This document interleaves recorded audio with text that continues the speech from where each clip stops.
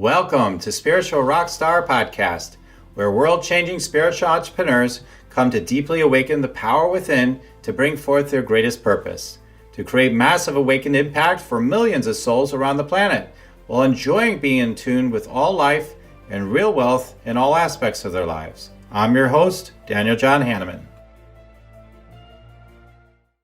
Welcome, everybody. So glad to be with you all. The Spiritual Rockstar Show. I've got an incredible being with me today, Jenny Light, and she's author of a number of books. And I'm just really excited to be able to, do some energy scanning in support of her today, and for you guys to learn about her, just as importantly, because she's really amazing. And to be able to, really scan somebody who I feel is a pretty high vibe and pretty awesome being is going to be really cool. So we'll have fun with that. And remember, as we go through this show, as you're learning about her, as you're seeing me do this energy scanning, something is awakening inside of you. Something's being presenced about you, because there's only one conversation, really, right? So there's one thing that we're constantly pointing to, so whatever I'm saying about her, I bet it's going to resonate for you at some level, right? Okay, so we're going to dive right in just one moment. Want to meditate and make money? Let it be simple. Let it be easy. Let it be fun. Go to yoursacredpurpose.com and get your free Meditate, Make Money meditation today. Jenny, just so glad to have you here today. I feel so blessed to have you here today. Oh, thank you for inviting me, Daniel. I'm very excited to be here. Awesome. So let me tell you about Jenny for a moment before we just dive into everything. Jenny Light is a yoga elder. She's actually an incredible healer, spiritual healer of 35 years, psychologist, meditation teacher on Insight Timer, at least a 3-time author that I can see here, a number of books, Awakening the Lotus of Peace, Living Lightly, a journey through chronic fatigue syndrome. That's really important. Divine Meditations, 26 Qualities. I probably butchered the name. The Bhagavad Gita. That's right. Well done. Yeah, pretty good, right? I should know how to pronounce it by now, but there you go. Well done. Thank you. And she's an inspirational speaker and far more. She's there in Scotland, UK. You can't hide it too much, though, Jenny. Your accent's pretty clear. So Yeah, I've only got the one accent. So you just have to understand me. Right. It's lovely and sunny here today. It's not what you would think would be cold and rainy. It's hot and sunny today. Ah, interesting. That is interesting. It's rainy here, not too hot. I've had, I think just maybe one other person was from Scotland so far on this show, but it's fun. It's a lot of fun connecting, all of us connecting around the world. All right, Jenny, well, we're going to dive in and talk about you and your work and your business, because we're going to be doing scanning around your purpose, your business, and all that sort of stuff. So let's have the audience get to know you first, and I'd like to get to know you more. What's the synopsis or the short story on that? What's brought you to this moment doing, this, you've done so much. I mean, you've helped so many people, you've, studied so much, you've learned so much, you've got so much that you bring forth, into the collective. Like I'm scanning you now, like you bring so much into the collective every day and virtually, and if not every day, and you help people. You're just so I want to say have a selflessness to yourself to a degree, with some boundaries, of course, but which I appreciate. You actually have some of those, which some light workers are really into it, you lose them entirely. So so it's good you have some boundaries, all that good stuff. But what brought you into really doing this work? I'd love to hear a little bit about that. I think as long as I can remember, this has been the path that I've been on. I mean, as I've mentioned to you before, I had expanded awareness experiences when I was 5 or 6 of being as large as the universe and at the same time as small as a tiny seed. So I've had these expanded experiences, which and then a love of yoga from a childhood. Yoga had just come to my hometown in Scotland, and it was way out there at the time, you know, in the 70s. It was something new, but I instantly resonated with it. And yoga has just been, to me, yoga isn't just a series of exercises that you do. It's a complete lifestyle. It's about being living, you know, lightly on the earth, walking lightly. It's about being in that mindful, meditative state as often in the day as you can drop into it. It's about being mindful of your impact on the planet, as well as how you interact with others. So to me, it's a complete practice, which, I mean, as a child, I liked the postures with the funny names. And I got a book of yoga postures for children for my 9th birthday. And I used to pore over the pictures of children doing things like the lion, which always made me laugh. You know, the lion's the one where you extend out your claws, you extend out your tongue, and you make your eyes cross. Mm-hmm. So that always made me laugh. But yoga is just, it's been this complete path in my life, which, I mean, it wasn't any surprise to anybody that I moved on to train in yoga teacher training.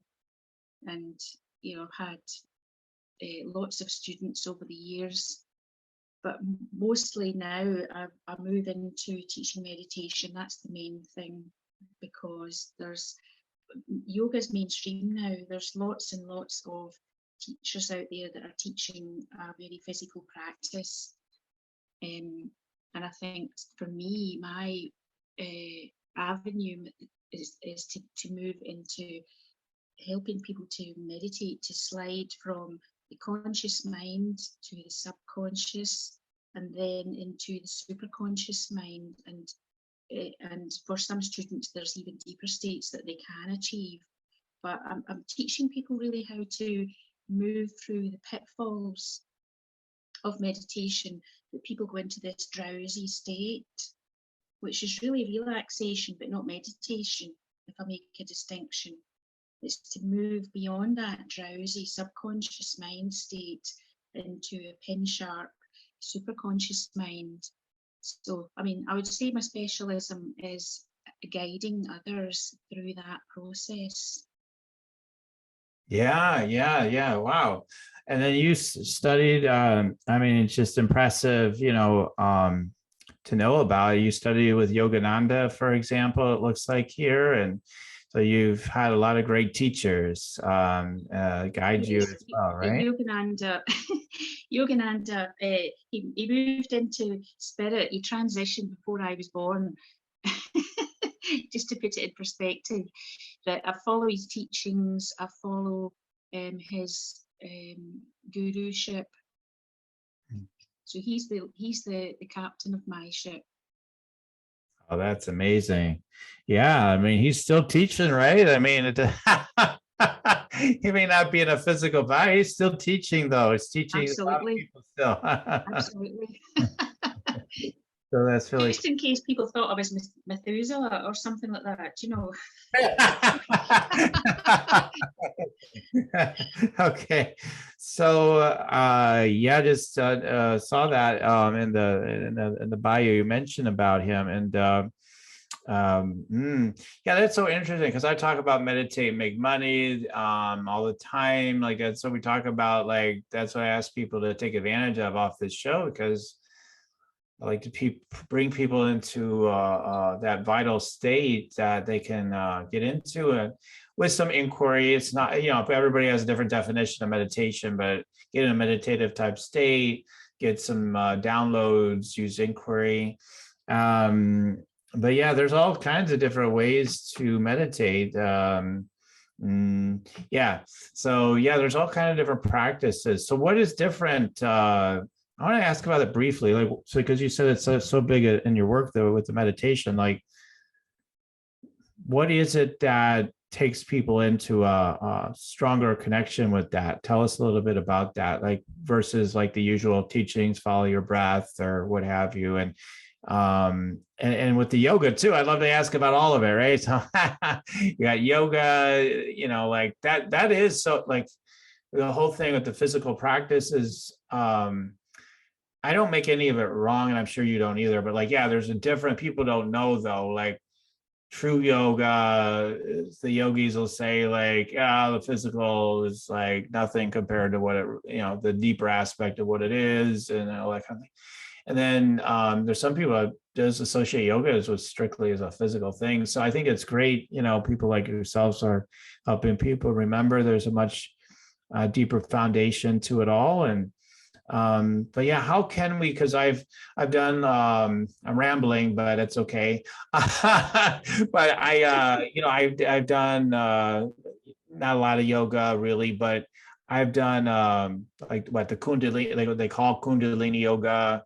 And you know, yeah, yoga can, with these different practices, can put you in such a connected state. You know, you're just how there's strive for something. What? There's that's insanity. Like you get in such a connected state, and that's such a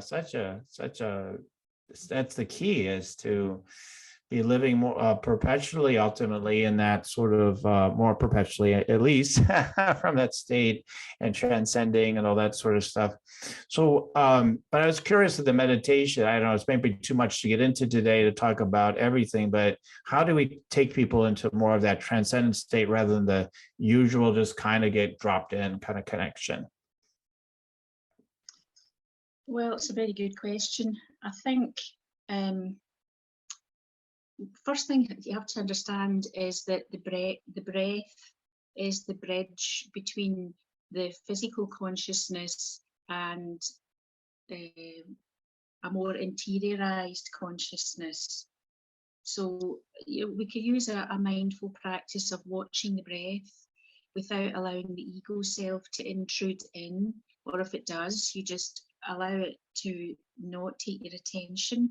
So any thought that you have is only going to be an interruption for 1 or 2 seconds. And if you don't allow your attention to go on to that intruding thought, then it just percolates up and away. If you don't, you know, it's gone, it's vanished. So it's allowing yourself to come within, just observing the breath. Now, that sounds like a simple practice. It's actually extremely profound. But that's the start of the interiorization process. So I'm not suggesting any particular breath here, but just that watching of the breath. Perhaps what you could do, and this would be safe for anybody, is to make a slightly longer exhale. And perhaps if your body wants it, you're watching the breath, you're not manipulating it, is to allow any pauses in the breath. So I find it very healing to perhaps the body breathes in and it immediately doesn't want to breathe out. It maybe has this containment after the inhale. And then as the body breathes out, perhaps there's another pause after the exhale, where the body is letting go. It's feeling into your body, mind, spirit is feeling into that space after the exhale, where you're allowing the consciousness to let go of something. And this is just, it can be unconscious. It's just a letting go. It's a general letting go of something that maybe has been hanging in your energy field or in your thought form. So it could have been a worry, it could have been a sense of not something that's been hanging on, that maybe is something karmic that you need to release, or it could just be simply static. because we pick up unwittingly, unless we're, shielded against it, or become so light that we don't pick up other people's negative static. I'm talking in energy terms here, but to let that all go. And it's the slightly longer exhale which is going to let you let that go. But it's to keep the focus the whole time, keep the focus on what the breath is doing. The inhale, any pauses in the breath, the exhale, to just keep the mind on what's happening with the breath, until what happens is there's a shift in consciousness where we're actually aware of the breath as energy, not as air, but as energy. And that's when you're starting to move into that deeper state. So then you can think in terms of the body is breathing, but I am not the body, I am not the breath. I'm observing the shift in energy. In yoga, that could be termed as prana, as life force. But you're watching this shift in energy rather than the body as a mechanical thing, like a set of bellows breathing in and out. Anyway, it's a deeply profound practice, is to try that, observing the breath. And if you stay with it, you do move into those deeper states. But if the mind wanders away, then it's not to beat yourself up. It's just like training a dog. Bring the mind back to observing the breath. Even if it's happening, you've got 1 second and then the mind's away. Just keep bringing it back very patiently. Bring it back, bring it back, bring it back to the task in hand. Anyway, it's a profound practice in itself for its simplicity. Yeah. I mean, that's a profound, you're right. It is a profound practice. I guess I was talking more about like when you're going into, formal meditation, when we follow the breath into a meditation sort of thing. And that's what I was talking about. I wasn't trying to say following your breath isn't profound, because it is. So I was kind of curious about that. But as far as an ongoing practice, so walking meditation, yeah, that's amazing. I mean, I think it's really interesting, because when I watch my breath, there's times people would probably say, oh, that means you're stressed, but like my breath just disappears even in meditation sometimes. Like it just disappears. I don't need any breath. I'm just still. And so if I put my attention on it, there's just the stillness. Then all of a sudden, of course, the breath will come back. But Daniel, that's exactly the shift that I was trying to intimate the route towards. Yes, there is this, sometimes the breath goes away, there's an inhale and there's just a holding, a quiet holding. You've opened up it's like a portal of light, a bubble of light. You're in a different space in that suspended moment. I quite like to describe it as a bit like the parabola of tossing a ball up into the air. The inhale is tossing the ball up into the air, then it's suspended. The ball is suspended for a second before it begins its downward trajectory, and that is the exhale. And then there may be, we've got this suspension, that moment of suspension, because time is only relative. That moment of suspension could be a second, it could be a split second, it could be 30 seconds, it could be longer. In the deepest states of meditation, as you move deeper and deeper in your process of moving inwards, then the breath does disappear and the body doesn't need to breathe anymore, because it's absorbing prana, life force, directly. You're being sustained by something other than the breath. Oh, nice. Well, that's good to know. I wasn't aware of those concepts, so I just experienced what I experienced in that regard. I mean, it sounds beautiful. Yeah, I mean, that's really cool. I mean, I'm really grateful to hear about that. And, Yeah, there are times when we hold our breath in our life when it is a stress response. I definitely experienced that as well. But I just, find it curious, like how the breath drops out, and then, yeah, everybody's breath, isn't, they say what your breath is, who you are in a way, like where you're at with your breath or whatever, something like that. And I think it's very fascinating because, I mean, typically when people are asking me to do breaths in a meditation, I don't know, I have such a depth to my breath, like a deep breathe in really deep. It's a really long exhale. And they're already on 3 more breaths after by the time I'm done. So I was like, I wonder what that's about. Like, but I feel for me anyway, I enjoy most of the time doing it that way. But there's so many different, like, you can do so many different things. I know we're not going to get into it all today because we got other things to talk about, but there's so many things you can do with your breath. There's so many different, patterning breaths and all these different creative things you can do with your breath to bring you in all these different states. And I think it's just so fascinating. It's always been something I've said, yeah, I'd love to do more of that. Like, there's so many things I want to get into, right? So, so I love yes, that. you could, but it sounds to me as if you've already got, you've got the experience of what it's like when the breath goes away, and then there's just this feeling of not needing to breathe. There's such a peace from the mechanical movement of the breath, which is when you become sensitive to it, the mechanical movement of the breath is very clunky. It's very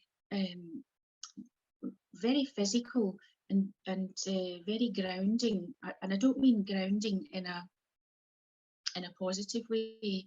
I mean, it's tethering your consciousness to the body. But when that experience of that expanded state of being, where there is no clunky inhale or exhale, then we have this expanded state of peace, which becomes our reality. Peace or expansiveness or love or harmony, whichever it is that's you're perceiving at that one in the same time. But it gives you, so you're already achieving that. You've got that moment of no breath, expanded peace. I would just persevere with that, and it's obviously happening naturally. That's because you're allowing it to expand. You're allowing this to come, and I think that's lovely. Oh, thanks for sharing. This is awesome. So we're going to be telling you more about how to learn more from Jenny. I mean, I'm learning some insights and cool things already from her. So you help in a number of different ways, and this is one of many ways that you help. What are some of the other ways you help people without getting into all the detail? Well, it's like this, it's like that, but like we get like into your business maybe because we have only a X amount of time today, but like we get into your business, what are basically the categories of how you help people currently in your business? Well, because of my kundalini-awakening as a child and then again as a young adult, and because I've been through that quite ropey process, I get a lot of people that contact me from all over the globe because of their own experiences, because it really is quite unsettling, to say the least. Right. It means that you can't function in the same way that you did, prior to that expanded state of consciousness. It's very unsettling. You can't tolerate the same foods, all these sort of things. So I help people with that. I do sound healing, so I help people with harmonizing the body, and I do a physical therapy on that, but it's also a very spiritual one. So it's clearing the auric field. You can hear disharmony. I mean, you can feel it and see and hear it, and it doesn't involve any psychotherapy. Yes, you don't need to know what it is that's being cleared. It's just cleared. The tuning forks just take it out of the energy system and it's gone. So I do that. I do workshops, helping people to kind of set up. At the moment, I haven't got any courses running, but I've got lots of meditations that I've put up regularly, and I do some live on Insight Timer, an Insight Timer app. I do corporate mindfulness workshops and whatever, so that there's things that to help people in their work life have a more calm experience, because a more productive person is a calm person. If you're stressed and you've got too many things going on, then you're not actually efficient. You're more efficient, a human being in the workplace, if you are calm. Yeah, I think that's about it. Okay, that's great. That's great. Now, out of those things you mentioned, yeah, that's so true about the kundalini awakening too. Yeah, that is such a support you must bring to those people. I mean, that you do that on a one-to-one basis? Is it a group? Is it both? No, it's one-to-one, and I don't charge for that. I don't feel it's appropriate. Okay, no charge. Well, I might have some referrals for you. You never know. So we'll see. So yeah. Well, I just don't feel it's appropriate. You know. Okay. That's my service. Okay. Yeah, I always say there's room for everything. You know, if people don't want to charge for something, that's your prerogative. Now, you do charge for your other services? Yes. Okay. What's the not what do you make the most money from in terms of like when you get to do it, but like what do you actually like on a regular basis? What's paying the bill, so to speak? What's the thing? Is it really the whole picture that's really like all kind of a mix of everything, or is it more like there's one or two things you do that tend on a business financial level that seem to bring in the most amount of money? Doing workshops, I think that's the one that gets me. It gets me new clients as well, which is quite nice, because if I get someone else to advertise for me, you know, they provide the venue, whatever, I do the workshop, and then I have new people coming to me. You know, once I have another core group, I'll run another course, but I've got several people that have been coming to me for years for, you know, meditation development, spiritual development, and they're also my core group. So they come to me, or we did it on Zoom during lockdown, you know, for safety, but we are back in person again. So we meet about once a month.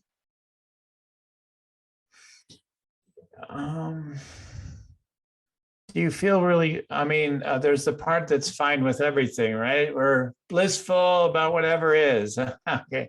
But is there a part of you that has a true desire to expand and grow with workshops, or some other aspect of your work? Like, what would you like to see? I always talk about this. Eckhart, when he wanted his book to get out there, he says he asked for an acceleration. He wanted to get it out to me. So is there somewhere where you're asking for like an acceleration of opportunities and maybe business growth? Are you interested in business growth? Yes, but I think the biggest thing that I would like would be to have, is like Eckhart said, you know, that acceleration for the sale of the new book, Awakening the Lotus of Peace. I would love that to be highly successful. So I allow the publisher to set up a lot of, you know, chats like this and different other events, but that's what I would like if I was to focus on anything. because that gets my message out in written form to far more people. So you like the idea of reaching a lot more people is where you're at, and getting the information to the people is really important to you, is what you're saying. Yeah. Okay. Yes. I feel that. Yeah, I totally feel that. And then do you have a system? This is my business coaching thing, and we'll do some scanning too.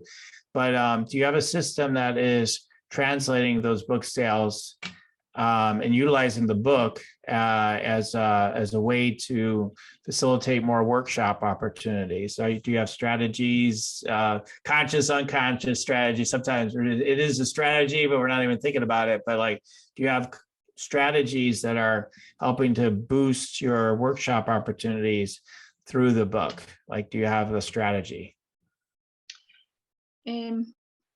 Strategies are a lot of social media work.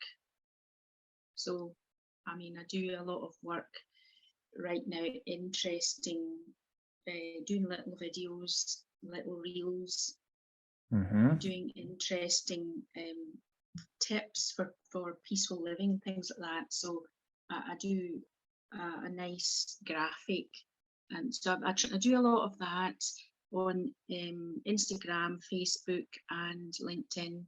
So I kind of do as much interaction as I can there. I work with my publisher to try and set up different events and opportunities. Okay. Those are the main things, really. Okay. All right, great. So so you like to work with the social media, and it sounds like you're willing to do what you're guided to do to facilitate more opportunities. And I feel like you love getting referrals, you love other people to help spread the word, right? So you like having support for people to spread the word, is what I'm getting. Like, rather than like, I gotta make this happen, I gotta make this promotion happen, I gotta get this going. Like, that's not the vibe. I'm not very pushy. Right. I don't. It doesn't sit right. Right. You know, I was just like, I put the idea out there, and if somebody wants to pick it up, that's fine. But I'm not pushy. Yeah, it's not your, like I said, not your nature. Some people, it's sort of their nature is to be more like that. Okay, let's tune in then. Because the thing I like to always ask is, if something wants to happen, it hasn't happened yet, is there something that's stopping it? So what might be stopping the sales from going higher? And looking at that so we can get some downloads, some clarity of what might expand the sales. And then also, if there's something that was kind of putting a cap on it energetically, strategically, or whatever, is to start presencing that and clearing that up. So we only have maybe a few minutes to do this, but let me see what I come up with for you. Ready to receive? Yes. All right, here we go.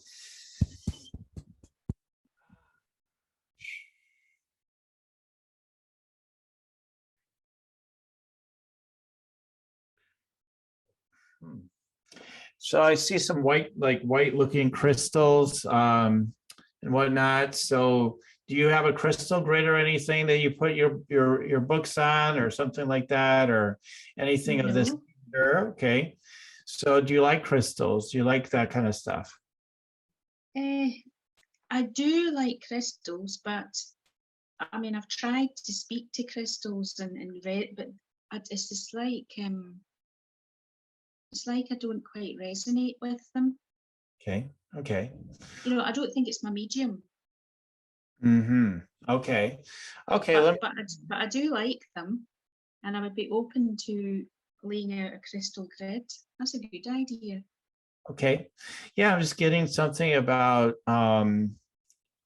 crystals, and then with putting it around your books. And I just get this feeling of like, I'm not sure what it is fully yet, but I get you creating different kinds of books in the future. This is more of a future thing than just on this book, but that you might, maybe you have like, I don't know if it's like you put like wood wrap around it or something, like you design a book that nobody's ever seen before, like that's a high grade experience of having a book, like it's a fancy book.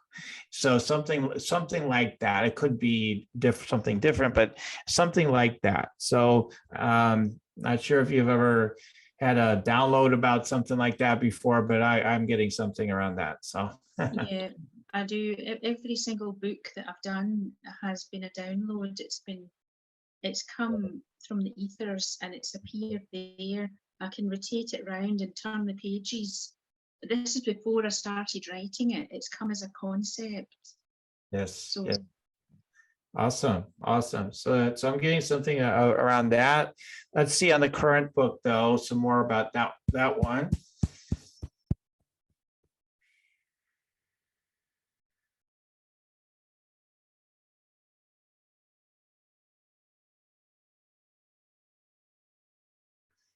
Just get some of the usual things at first. There's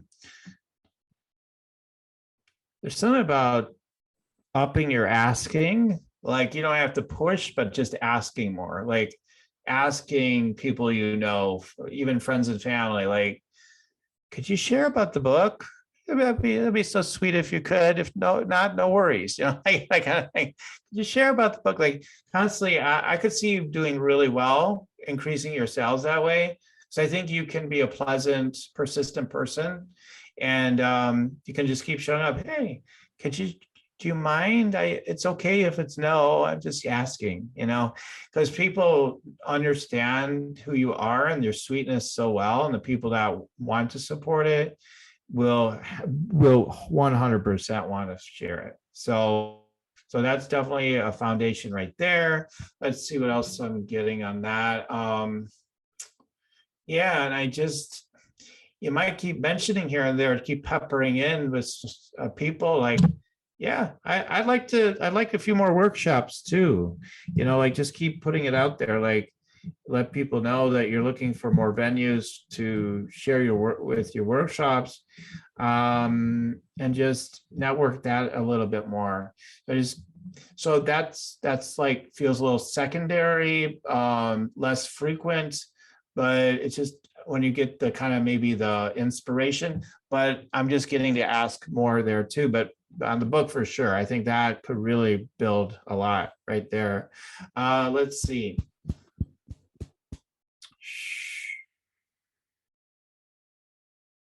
Yeah, and I got this earlier. Like I see you, maybe you're already doing some of this, but like I keep seeing you giving some books away. So let's see. Let me see if I get more precise information.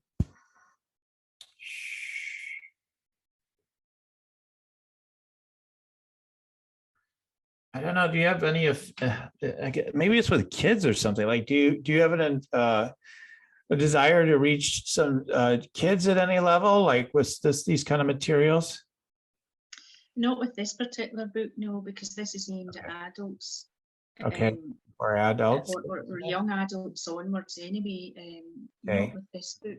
I did have a desire to teach yoga and meditation within the schools, but in actual fact here it's become mainstream. Okay, so maybe this is a future thing. They're showing the way to get in, maybe to present, to give some books away strategically. It's and yeah, I see work in that realm with kids in the future. So yeah, so there's that. Let me see let me reflect on what you just said though.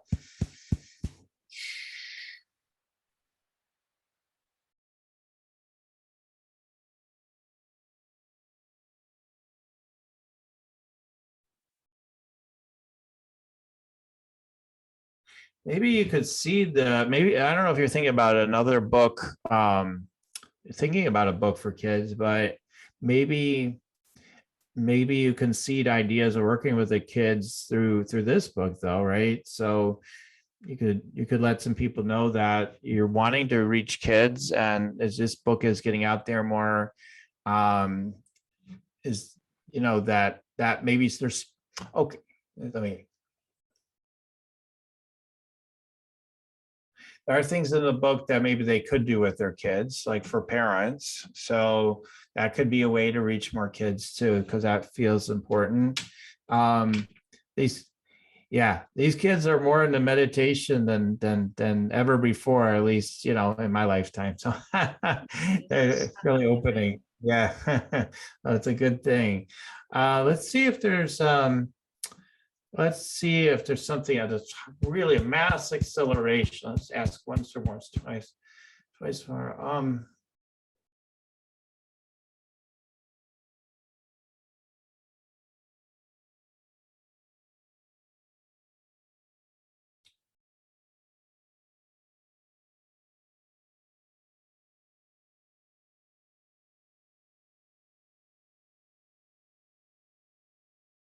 I don't know, I was trying to get more detail, but I'm not hearing it yet. And it may not be popular with you at first, but there's something about paying to get access to more distribution. So I'm not sure what that looks like or what that's about yet, but there's something about be willing to invest to open up the channels of distribution. So, you know, I may not, because I haven't done the whole book thing so much. I do have a book, but I don't know what that is yet, but I'm getting something about that.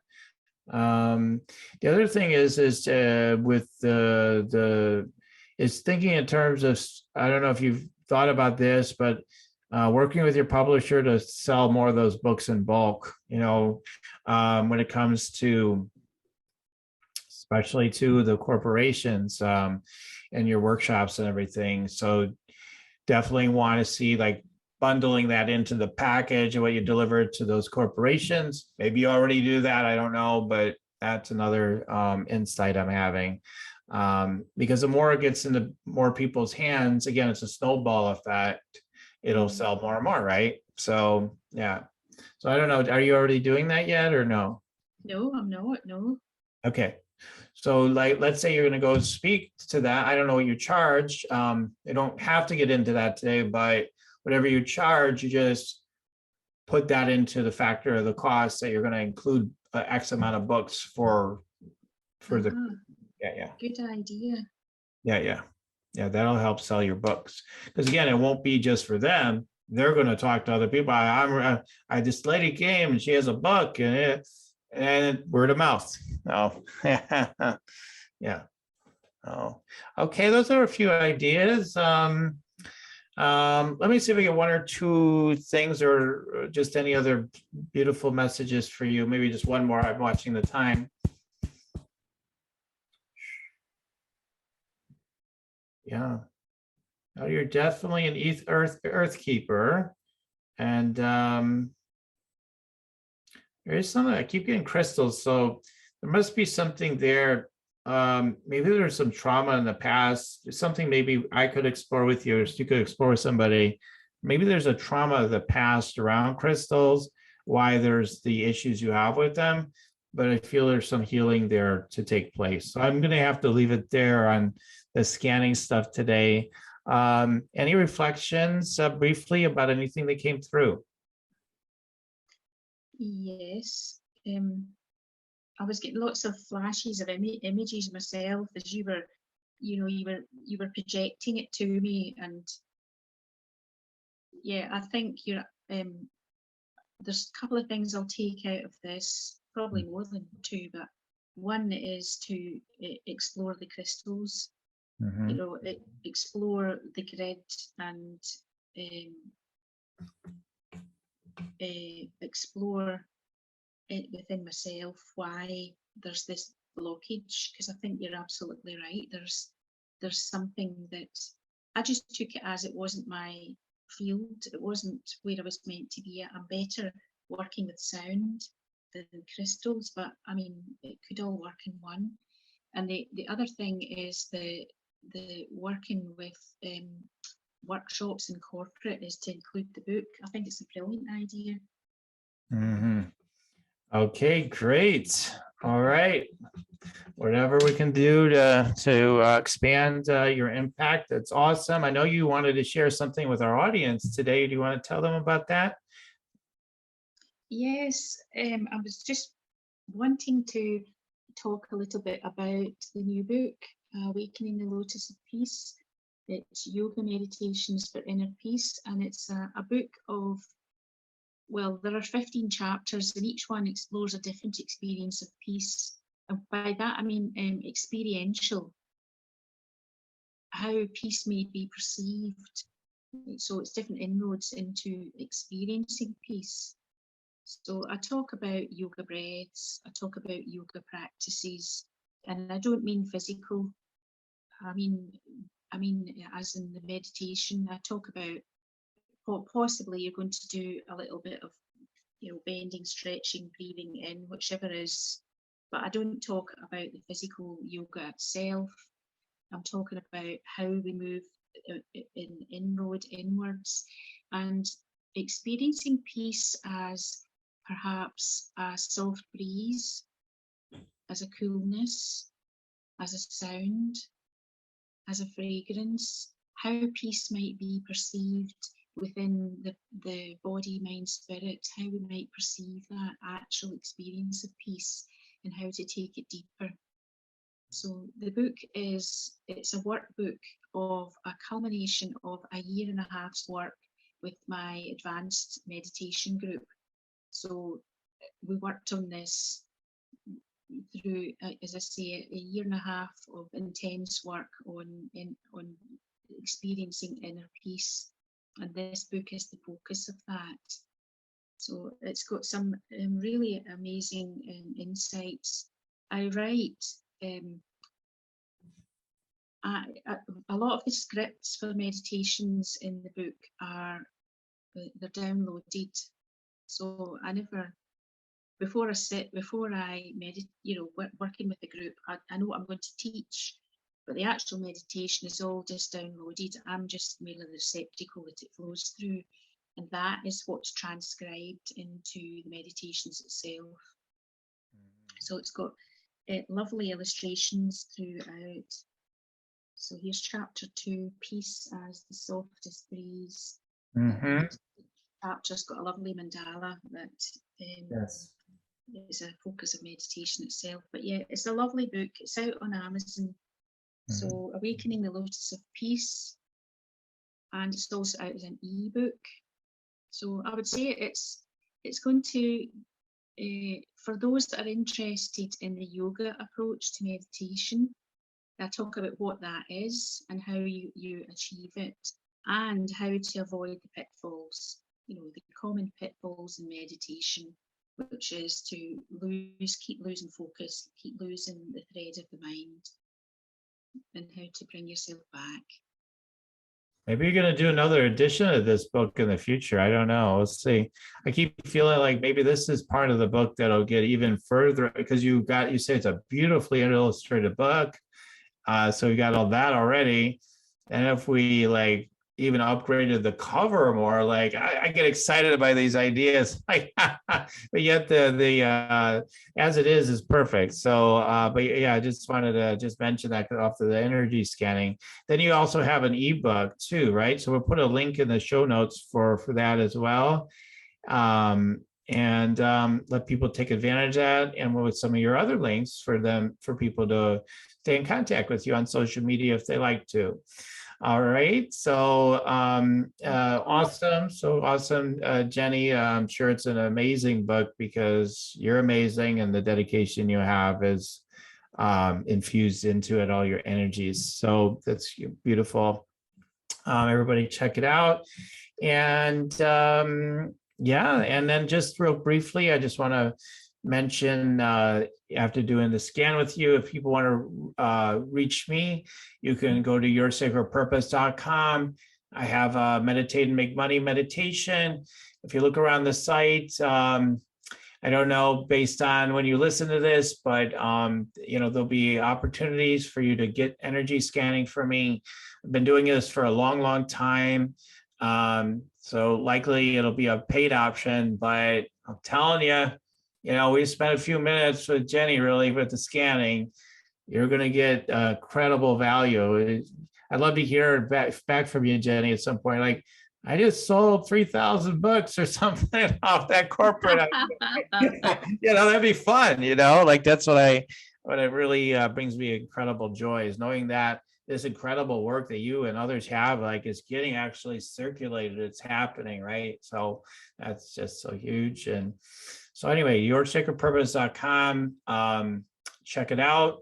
And then other than that, for right now, do you have any last words, Jenny, for today?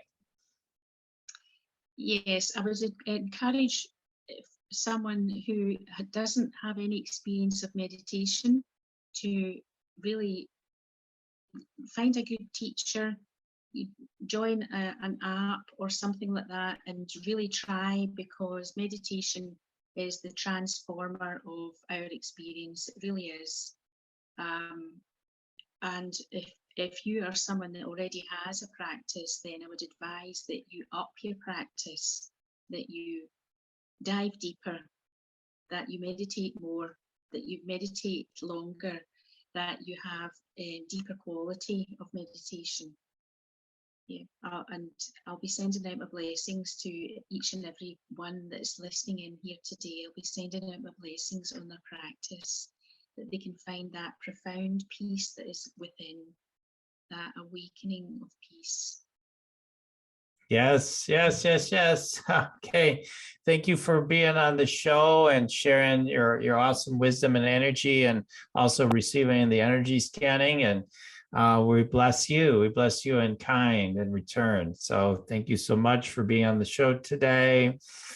And thank you, audience, for tuning in today. Check out her book, and take the next step, whatever you're guided to next. And as I always say at the end of these shows, keep on tuning in, and we'll keep on rocking it here, Spiritual Rockstar Podcast. Goodbye for now. Listening to Spiritual Rockstar Podcast. Stay tuned for our next upcoming new episodes each Wednesday and Saturday. Please be sure to subscribe, rate, and review to help us to serve you best. As a reminder, you can get your free Meditate and Make Money meditation at www.yoursacredpurpose.com to rock your sacred purpose. Goodbye for now, everybody.